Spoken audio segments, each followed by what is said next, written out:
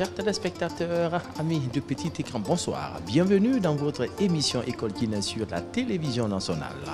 Aujourd'hui, nous sommes à l'université Victor Hugo, plus précisément à l'école supérieure de commerce et de gestion pour assister à une conférence débat axée sur la présentation des programmes aux étudiants et aux partenaires.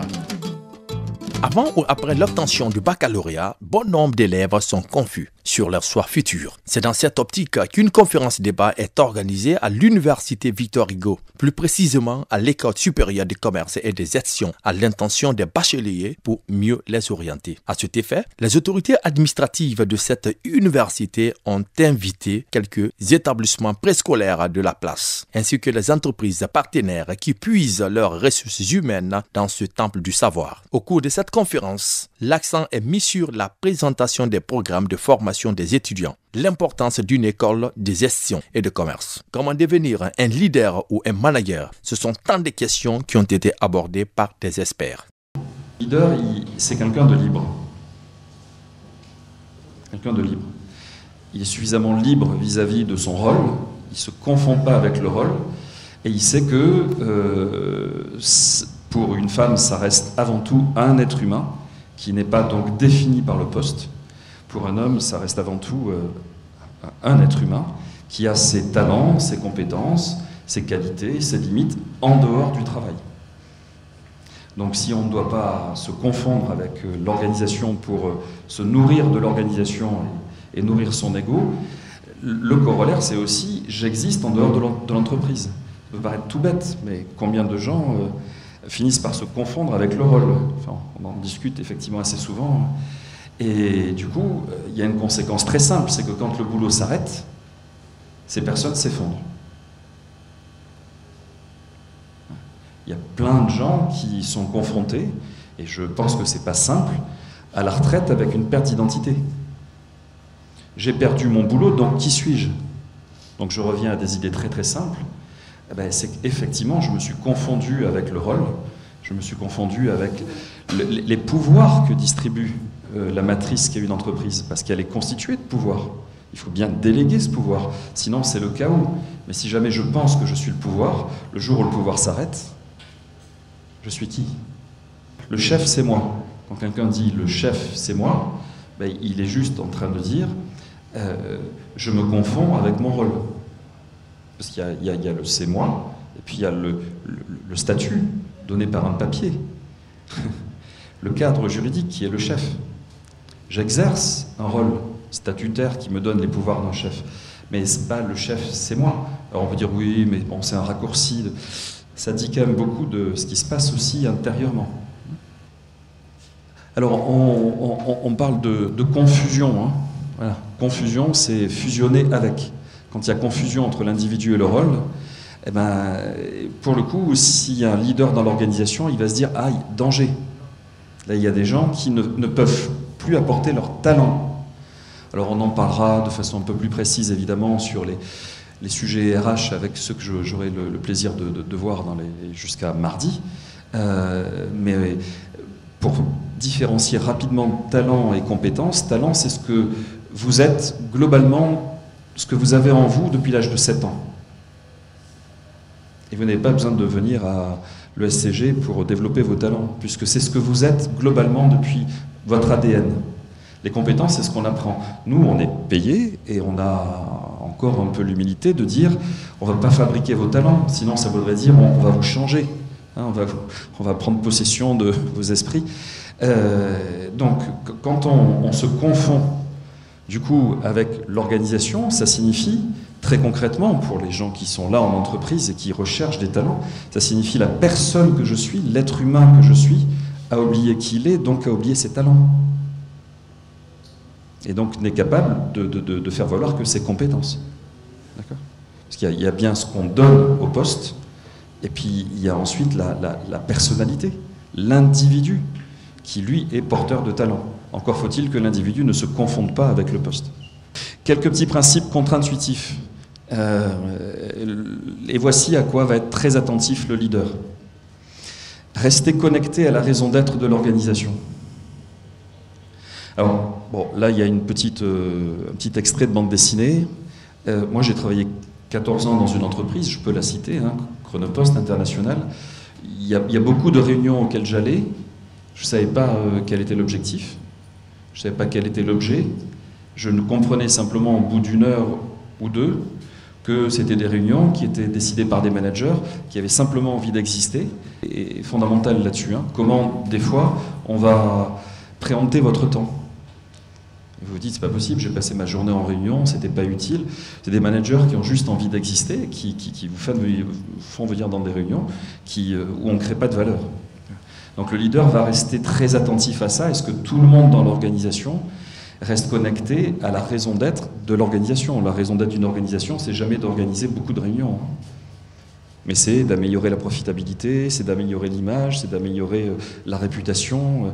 Il y a parfois des managers, chefs, qui ne sont pas leaders, qui pensent que c'est prendre beaucoup de temps à leurs collaborateurs. Ils sont dans le pouvoir sûr. Avoir du pouvoir sûr, ça ne définit pas un leader. Hein. Peut-être un manager, mais pas un leader. Alors, par avance, pardon Malik. Non, parce qu'on pourrait croire que je vais être en parfaite contradiction avec Monsieur Rigueur. Sinon, ça veut dire que, enfin, pardonnez-moi, hein, j'espère pas être provoquant, mais si ça veut dire qu'on peut tout prévoir, en fait, on se prend pour Dieu. Hein, tel Dieu, je connais l'heure de ma mort, tel Dieu, je peux tout prévoir.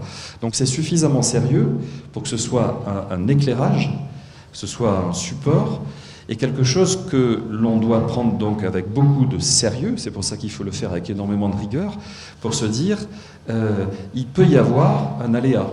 Ce que j'ai prévu, ce que j'ai planifié, ce que j'ai budgété, peut ne pas se réaliser parce qu'autour, il y a la vie. Certains disent Inch'Allah, certains disent Let it be, ça s'appelle juste la vie. Hein, voilà. Qui avait prévu le crash financier de 2008, pas moi en tout cas, voilà, qui avait prévu le volcan islandais qui pendant 4 mois a empêché tous les avions aériens, et donc a complètement plombé le secteur aérien, puisqu'il y avait des cendres pendant 4 mois dans le sol. Donc on ne peut pas tout prévoir. Le leader, deuxième qualificatif, je vous ai parlé de la liberté, il est humble. Humble, c'est-à-dire il a l'humilité de se dire qu'il n'est pas Dieu et qu'il ne peut pas tout prévoir. Donc ça signifie accueillir les aléas, et accueillir les aléas, c'est une posture d'ouverture. Accueillir les aléas, là j'ai pris une image d'une oie sauvage, vous savez, ces oies sauvages qui font des choses absolument extraordinaires, des vols entre la Russie et l'Afrique d'ailleurs, quelque part, dans la région des Grands Lacs, qui volent pendant des semaines et des semaines, en V, qui d'ailleurs font tourner le rôle de leader, puisque vous aurez observé dans les documentaires que c'est jamais la même oie qui est devant, en leader. Donc ça signifie que le leadership aussi, c'est une culture.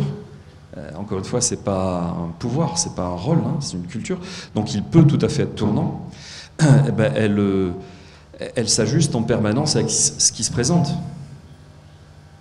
Elles ne peuvent pas planifier qu'une tempête va se lever à un moment donné. Donc elles se positionnent, elles se repositionnent en permanence. Le leader doit être extrêmement attentif à ça.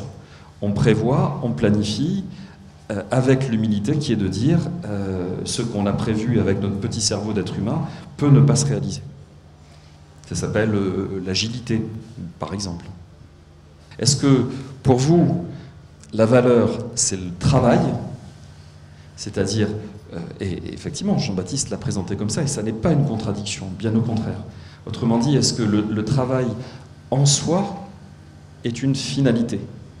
Je vous laisse juste y réfléchir pour que vous vous positionnez. Hein. Peut-être qu'il y en a qui disent oui, d'autres qui disent je sais pas, tiens, ça me fait réfléchir. Ou est-ce que votre travail, c'est-à-dire ce que paie votre employeur, c'est créer de la valeur pour le client? Je vous assure que ça paraît une question toute simple.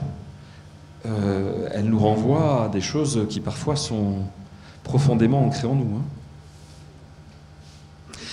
Alors, dans une entreprise avec un leader inspirant, on n'est pas dans un temps occupé.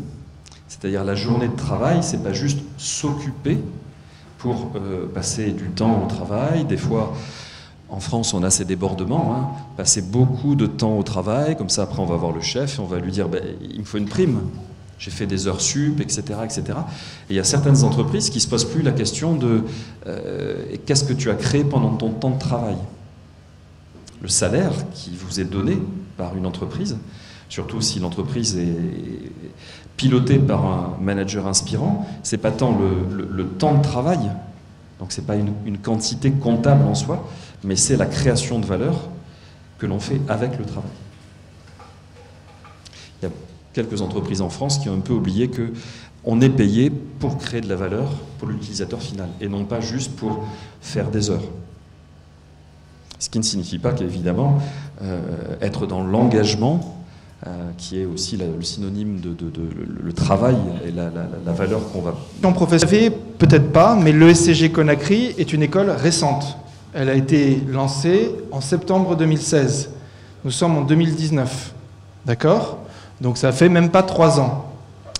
Et donc cette année, on a les premiers Bac plus 5.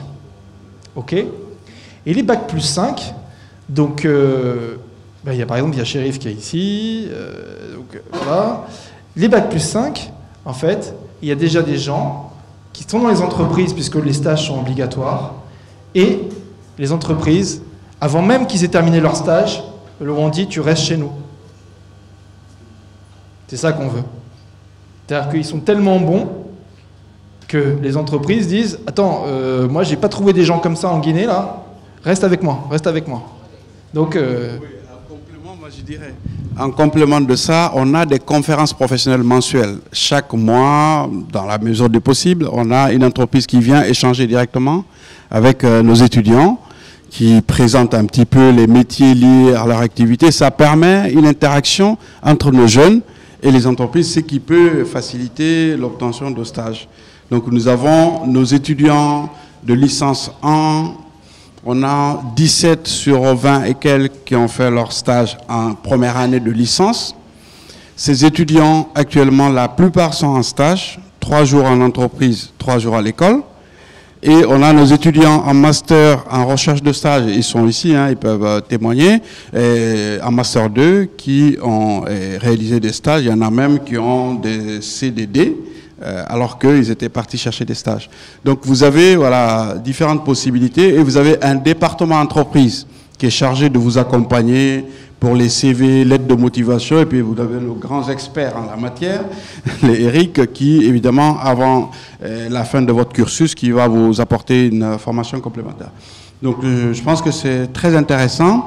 Et si vous voulez, on peut poursuivre hein, avec les questions. On peut aussi recevoir un entretien individuel à la fin de la conférence pour ceux qui veulent poser des questions beaucoup plus précises, et puis on sera là pour vous répondre. Est-ce que vous passez par exemple comme Désiré de Ouaga pour intégrer tous les étudiants africains ou bien de la sous-région? Alors pour le recrutement, on a eu des demandes au Gabon, on a eu même des demandes de la France. On a eu des candidatures, c'est vrai que ça ne s'est pas encore concrétisé. Donc on a des pays étrangers, voilà, pour le master, non, pas pour la licence, mais pour les masters, qui sont intéressés par nos programmes et qui font les démarches sur notre plateforme. Je ne sais pas si vous êtes allé sur le site de l'ESCG, donc vous avez l'adresse du site sur les brochures, et là-dessus vous avez la possibilité de faire des demandes, de poser des questions, etc. Et donc ça vient d'un peu partout dans le monde. Ma question est de savoir quelle est la politique mise en place par l'établissement pour donner de l'emploi aux étudiants à leur sortie. La politique de l'école, comme l'a expliqué Jean-Baptiste, c'est d'être employable. Ce n'est pas de vous donner un emploi, c'est de vous donner la capacité d'être compétitif sur le marché. C'est-à-dire que si vous avez une formation de qualité, vous avez un coaching et développement personnel, vous avez votre chef de département entreprise qui est ici, qui vous prépare à rédiger vos CV, lettres de motivation, à faire des techniques d'entretien d'embauche, ben vous serez imbattable sur le marché.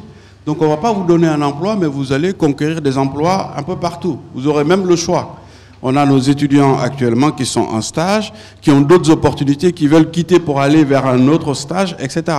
Donc c'est de vous rendre capable d'avoir votre propre emploi ou de créer votre entreprise. C'est ça notre politique. Donc c'est de dire qu'on n'est pas dans un système étatique où on va vous donner un emploi, on ne vous donne pas. Mais on vous donne des outils pour avoir un emploi. Et ça, je peux vous garantir, si vous faites le circuit jusqu'au bout et que vous suivez avec rigueur, vous n'aurez aucune difficulté. Les écoles de gestion, plus connues sous le nom d'écoles de management ou écoles de commerce, sont des établissements de l'enseignement supérieur formant les futurs professionnels de l'entreprise. Ces écoles permettent aux personnes ne souhaitant pas passer par le chemin classique de la classe préparatoire, puis l'école, d'intégrer une formation professionnalisante directement après le baccalauréat. Le contrôle interne est une composante essentielle. Une entreprise définit une stratégie qui est déclinée en objectifs. Mais cela n'implique pas que ces objectifs peuvent être atteints, car il existe des risques. Donc il est primordial pour l'entreprise de maîtriser ces risques. C'est là où le contrôle interne trouve sa raison d'être. Donc le contrôle interne permet d'assurer la conformité aux lois et aux règlements. Parce que le règlement, c'est ce qui permet à l'entreprise de s'adapter de façon légale. Il permet également de sauvegarder les actifs de l'entreprise. Les actifs matériels et immatériels. Matériels, par exemple, le parc informatique, les bâtiments. Immatériel, tout ce qui est carte bleue, argent, parce que c'est le nerf de la guerre. Il permet également à assurer la performance de l'entreprise en assurant l'efficacité et l'efficience des tâches entreprises par l'entreprise. Donc, le contrôle interne est essentiel. Il y a des techniques à faire, mais ça on ne le verra pas ici. C'est une présentation sommaire. L'audit interne n'intervient qu'en second plan, parce que l'audit interne permet de contrôler justement la mise en place du dispositif de contrôle interne. Ce qui est actuellement prévu par Victor Hugo, c'est de développer ces deux techniques, parce que ce sont techniques d'aide à la décision pour les entreprises. D'ailleurs, les brochures, je pense que prévoient ces deux techniques pour, je crois que c'est cette année scolaire, non? Ou bien c'est l'année prochaine? Voilà. C'est tout. Je ne vais pas insister là-dessus. Ceux qui veulent vraiment connaître ou bien s'imprégner de ces deux techniques ont une seule chose à faire, c'est de s'inscrire à Victor Hugo pour l'année prochaine. L'objectif que se fixent ces établissements est, comme pour les écoles de management, de former les futurs commerciaux, managers, financiers, chefs d'entreprise, auditeurs, etc. Au sein d'un cursus dans un établissement de gestion, vous pourrez retrouver des matières telles que ressources humaines, commerce international, administration des entreprises, finances, marketing, la gestion, audit et contrôle de gestion, économie, langue vivante, gestion d'entreprise, management international. Actuellement, vous n'êtes pas sans savoir qu'il n'y a pas d'équivoque entre le marché de l'emploi et les formations qui sont données par les universités. Nous, en tant que cabinet de recrutement, nous mettons en relation les jeunes qui finissent l'université et les entreprises qui en ont besoin. Mais ce truc que nous, on a des difficultés, parce que les jeunes qui sont formés dans les universités ne répondent pas aux aspirations de l'entreprise. Ce qui fait que mettre ce type de formation sur mesure en place, c'est une opportunité pour les jeunes Guinéens aussi. Dernièrement, on a mis un processus en place, c'était de former des jeunes diplômés de Victor Hugo. On en a pris 200. Et en conclusion, on a retenu que 50 personnes qui ont suivi au moins des périodes de stage de 2 mois, passant par des formations de mise à niveau, par des renforcements de capacité, tout ce dont ils auront besoin une fois qu'ils seront sur le marché de l'emploi. Ils étaient à l'interne avec nous, avec des formations intenses, du directeur général jusqu'aux aspirants de la société. Donc c'est notre participation pour aider ces jeunes à être sur le marché de l'emploi et être le plus souvent employables. Et nous sommes avec l'un des partenaires de cette grande université qui va se prêter à nos questions. Et mais avant tout, bonjour monsieur. Bonjour, nous on est une entreprise et nous avons besoin de ressources humaines qui est la ressource la plus importante en entreprise.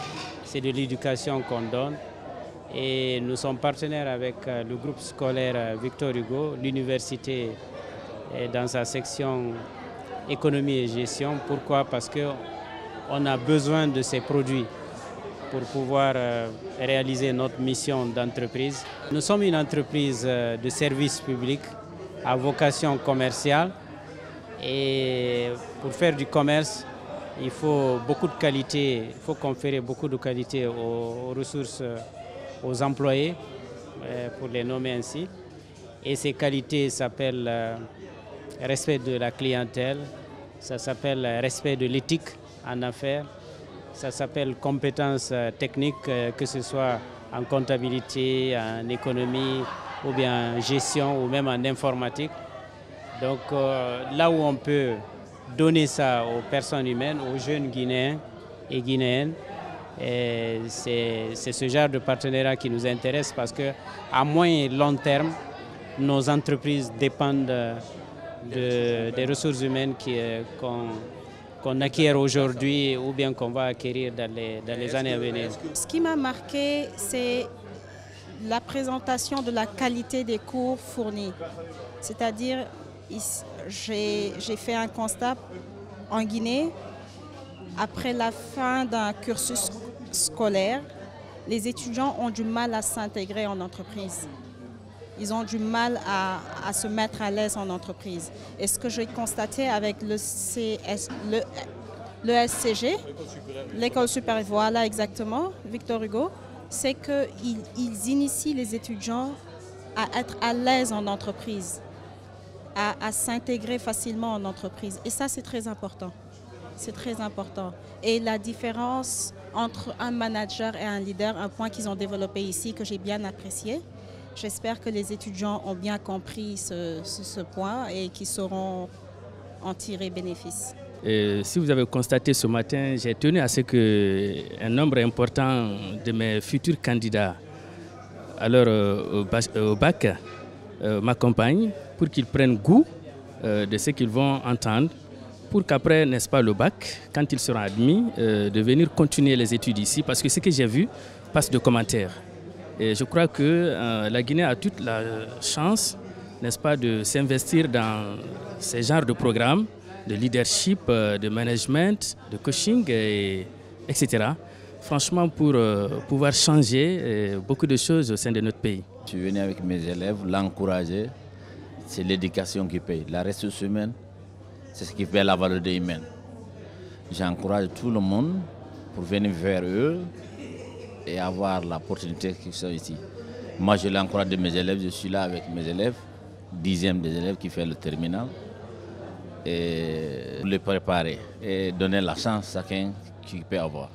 Alors, chers téléspectateurs, vous suivez sur la télévision nationale. À présent, nous allons entendre le crachoir à l'un des grands conférenciers qui va nous dire au moins et nous placer son petit mot par rapport à cette grande conférence. Bonjour, monsieur.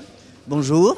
Aujourd'hui, nous sommes à l'école supérieure de commerce et de gestion. Oui. Qu'est-ce qui vous a inspiré dans cette... La Guinée, c'est notre pays.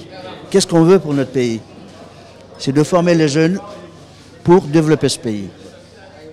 Aujourd'hui, il y a des outils d'aide à la décision dont les entreprises ont besoin.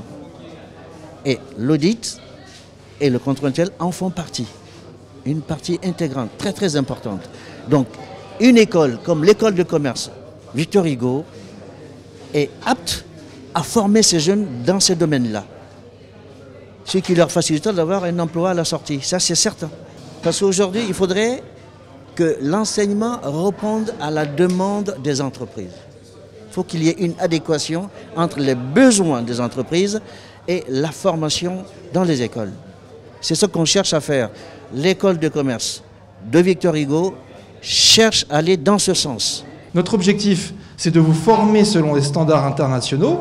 Et demain, une fois que vous êtes formé aux standards internationaux, après, vous avez un éventail de possibilités. Cette université est en train de mettre en place, de donner un outil, comme ils l'ont dit pendant la conférence, d'aider l'élève ou bien l'étudiant qui est maintenant au niveau de la recherche de l'emploi pour avoir un emploi vraiment efficace, un emploi qui le tient au cœur. Et tout dépendra du choix de l'élève. L'université sera là maintenant pour l'accompagner. La formation qu'ils leur donneront sera maintenant vraiment un outil, comme nous l'avons dit, à la recherche de l'emploi. Bonjour. On peut retenir de la conférence les programmes qu'on donne ici. On peut retenir aussi de la conférence la disponibilité des formateurs et des étrangers qu'on amène, parce que tout ça là a été présenté par le directeur pédagogique du programme. Je viens de suivre une conférence sur le leadership et le management, d'ailleurs qu'on a déjà fait avec nos experts ici qui sont venus. Donc voilà, c'est une bonne expérience et c'est une bonne université parce que déjà à la vie active ou à la vie de l'université, on exerce plein de choses. Depuis que je suis venue là, il y a ma mentalité qui a changé. En fait, je n'avais pas la même vision qu'avant de venir à l'université. Entreprendre, c'est espérer, normaliser, travailler, rentabiliser, épargner, produire, risquer, évaluer, niveler, décider, renouveler, exister. C'est en réalité vivre sa propre histoire. Une entreprise en général correspond à toute œuvre humaine ayant pour but de répondre à la satisfaction d'un ou plusieurs besoins. Le leadership, c'est l'influence politique, psychologique, sociale d'un individu ou d'un groupe d'individus sur un autre individu ou un autre groupe. C'est très important pour les entreprises. Ça va permettre aux gens de se sentir bien dans les entreprises et de pouvoir apporter de la valeur. Et comme ils apportent de la valeur, forcément, eh bien, ça va renforcer le pouvoir de l'entreprise sur son marché. Au sein de l'ESCG Conakry, on a 3 types de formations. On a des formations sur le marketing, des formations sur le commerce, des formations sur la gestion. Et donc tout simplement, avec le CG Conakry, on propose aux étudiants et aussi aux professionnels de renforcer leurs capacités pour être plus efficients sur le marché du travail. L'ESCG Conakry, c'est une école de commerce. Une école de commerce, ça veut dire des formations orientées vers les entreprises. Donc chaque année, nous essayons d'enrichir nos formations à travers la contribution de nos entreprises partenaires. Donc la journée de présentation de programme s'adressait à la fois aux candidats pour le master et pour les licences, mais aussi aux entreprises et partenaires qui ont déjà des stagiaires venant de chez nous. Donc on a besoin évidemment de leur contribution chaque année pour adapter au mieux possible nos formations à leurs besoins spécifiques. La particularité de notre école de commerce ESCG Conakry, c'est d'organiser des conférences professionnelles mensuelles. Donc chaque année, vous avez un chef d'entreprise qui vient exposer, voilà, et présenter son entreprise, les emplois, les difficultés qu'elles ont à trouver des ressources humaines bien formées. Ces entreprises-là connaissent déjà nos étudiants. Voilà, en fait, c'est de faire découvrir le potentiel qu'on a ici, les jeunes bien formés, aux entreprises et en même temps faire découvrir les métiers qui sont associés aux formations qui sont dispensées dans notre école à nos étudiants. Du coup, on a nos partenaires déjà très anciens, tels que le groupe BCEP, tels que Sofig. On a nos étudiants qui sont en stage à Vivo Énergie, à la Bonagui, etc. Donc on a pas mal d'entreprises déjà qui nous font confiance, qui ont vu le niveau de formation de nos jeunes. La différence effectivement qu'il y a entre manager et un leadership et un leader. On peut reprendre le démarrage de la conférence. Le manager, c'est défini par un statut. Je suis nommé manager, donc je suis nommé par le haut, par quelqu'un qui me délègue un pouvoir. Donc il y a un cadre légal, le droit du travail, qui va me permettre d'exercer des responsabilités. Le leader, il n'est pas défini par un statut. Il est ou il n'est pas leader. Et voilà, j'ai voulu montrer que il y a quelque chose de peut-être plus inspirant, plus complexe à aller chercher en soi quand on veut être leader. C'est pas juste un papier et une délégation de pouvoir. Je dis pas que c'est pas important, mais c'est autre chose. Merci, monsieur, de se prêter à nos questions. Alors, chers téléspectateurs, vous avez suivi avec FAST cette conférence animée par les grands experts nationaux et internationaux qui sont venus donner leur savoir-faire et leur savoir tout pour ces étudiants. Et sans plus tarder, nous allons clore cette émission avec FAST. Monsieur, merci. Merci à vous d'être notre invité. Merci de donner le savoir aux futurs cadres de ce pays. Merci. À la prochaine. Merci.